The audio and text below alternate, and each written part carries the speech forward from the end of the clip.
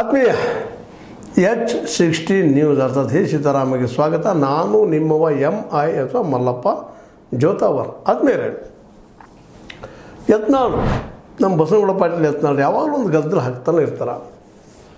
ಅವನ ಶಿಷ್ಯನ ಉಳ್ಳಿಕ್ಕೆ ಹೋದಾಗ ಏನೋ ಒಂದು ಲವ್ ಜಿಹಾದ್ ನಿಮಗೆ ಗೊತ್ತದ.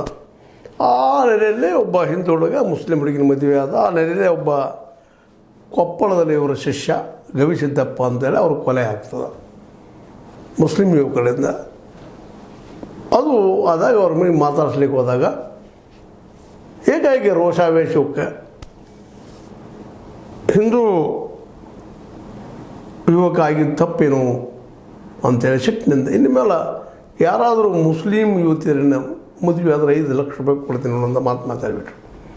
ಅದಕ್ಕೆ ದೊಡ್ಡ ಗದ್ದು ಹಿಡಿದು ಬಿಟ್ಟದ.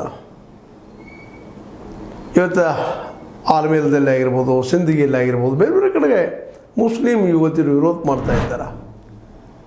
ಅದಕ್ಕೆ ಅನೇಕ ಮತ್ತು ಮುಸ್ಲಿಂ ಲೀಡರ್ಗಳು ವಿರೋಧ ಮಾಡ್ತಾ ಇದ್ದಾರೆ.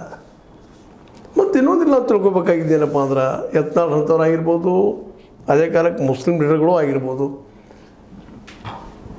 ಈ ಲವ್ ಜಿಹಾದ್ ಅನ್ನುವಂಥದ್ದು ಏನಂದ್ರೆ ಇದು ಮೊದಲೇ ಕಾನ್ಸೆಪ್ಟ್ ತಪ್ಪನೇ ಇದೆ. ಲವ್ ಅನ್ನೋದು ಯಾರನ್ನು ಕೇಳಿ ಹುಟ್ಟುವುದಿಲ್ಲ, ಅದು ಬೇಕಂತ ಹುಟ್ಟುವುದಿಲ್ಲ, ಬೇಕಂತ ಬರೋದಿಲ್ಲ, ಬೇಕಂತ ಹೋಗೋದಿಲ್ಲ. ಪ್ರೀತಿ, ವಿಶ್ವಾಸ,